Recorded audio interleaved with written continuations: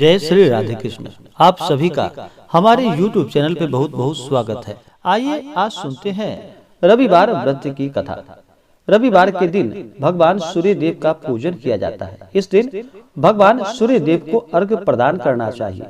रविवार का दिन भगवान सूर्य देव का दिन माना गया है। अगर इस दिन भगवान सूर्य देव का व्रत करते हैं, पूजन करते हैं, तो इससे भगवान सूर्य देव अपना कृपा प्रदान करते हैं। भगवान सूर्य देव पृथ्वी पे साक्षात देवता रूप में माने जाते हैं। इनसे सभी जीव जंतु वनस्पति आदि भगवान सूर्य देव से ऊर्जा प्राप्त करते हैं।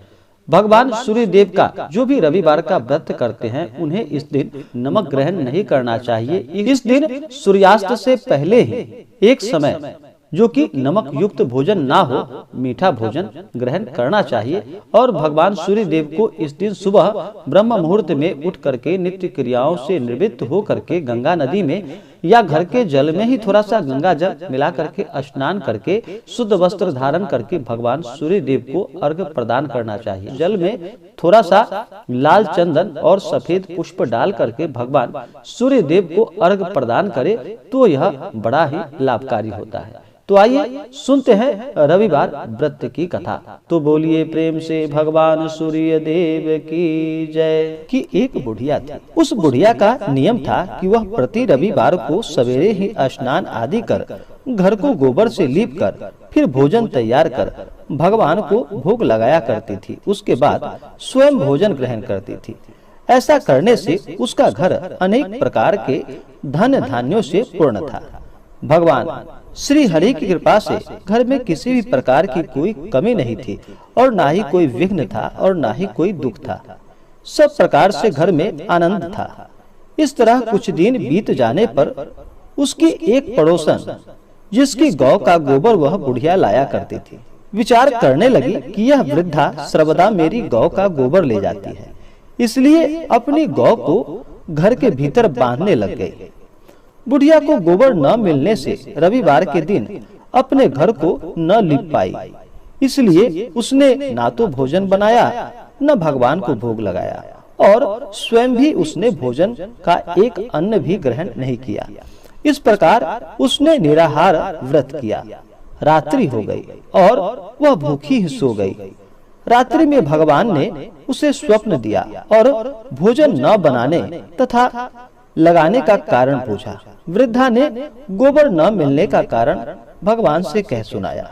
भगवान ने कहा कि हे माता, हम तुमको एक ऐसी गौ देते हैं जिससे कि सभी इच्छाएं पूर्ण होती हैं, क्योंकि तुम हमेशा रविवार को गौ के गोबर से लीप कर भोजन बनाकर मुझे भोग लगाकर खुद भोजन ग्रहण करती हो। इससे मैं बहुत प्रसन्न हूँ और तुमको वरदान देता हूँ।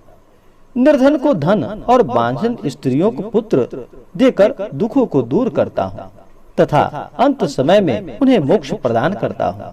स्वप्न में ऐसा वरदान देकर भगवान वहां से अंतर ध्यान हो गए और वृद्धा की आंखें खुली तो वह देखती है कि आंगन में एक अति सुंदर गौ और बछड़ा बंधा हुआ है। वह गाय और बछड़े को देखकर अति प्रसन्न हुई और उसको घर के बाहर बांध दिया और वहीं खाने को चारा डाल दिया।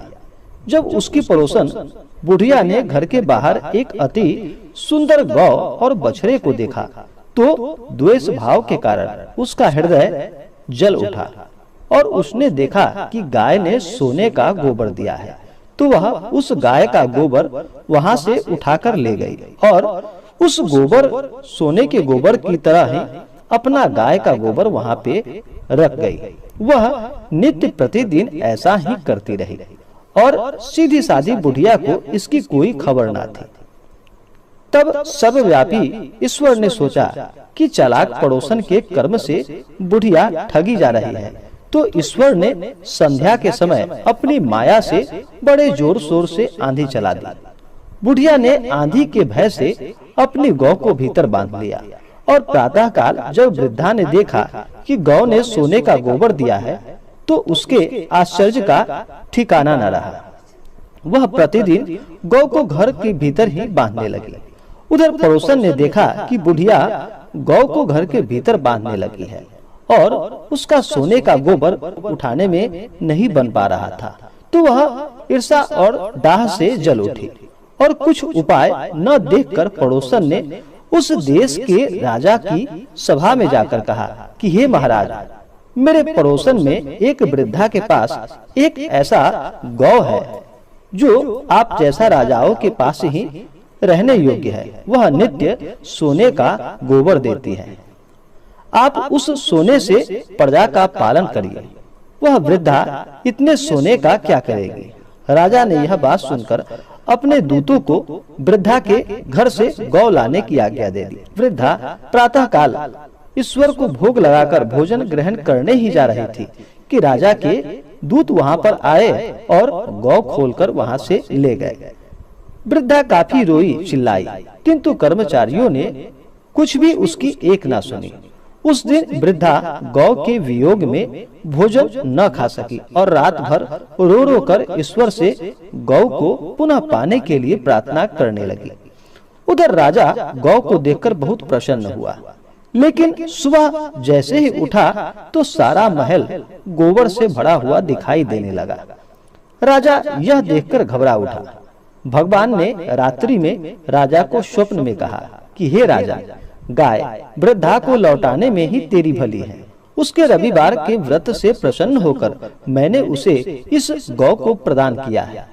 प्रातः होते ही राजा ने वृद्धा को बुलाकर बहुत से धन के साथ और सम्मान सहित उसे गौ बछड़ा लौटा दिया। उसकी पड़ोसन को बुलाकर उचित दंड दिया। इतना करने के बाद राजा के महल से सभी गंदगी दूर हो गई। उस दिन से राजा ने नगरवासियों को और सभी को आदेश दिया कि सभी मनोकामनाओं को पूर्ण करने वाला रविवार को इस व्रत को करे। व्रत करने से नगर के सभी लोग सुखी जीवन व्यतीत करने लगे।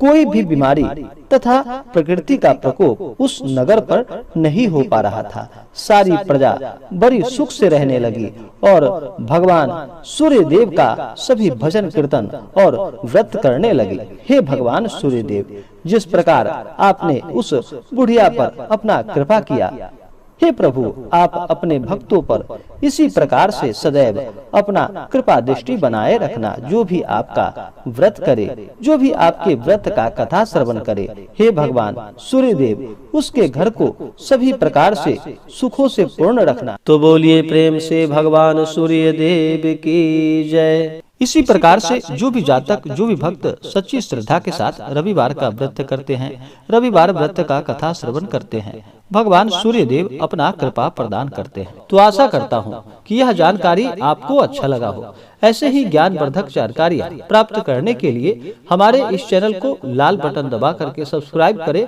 साथ में बेल आइकन घंटी दबाएं ताकि मेरे वीडियो का नोटिफिकेशन आपके पास सबसे पहले पहुँचे। वीडियो को लाइक और अपने मित्रों तथा दोस्तों के साथ शेयर करें। सुखी रहे और स्वस्थ रहे। जय श्री राधे कृष्ण। धन्यवाद।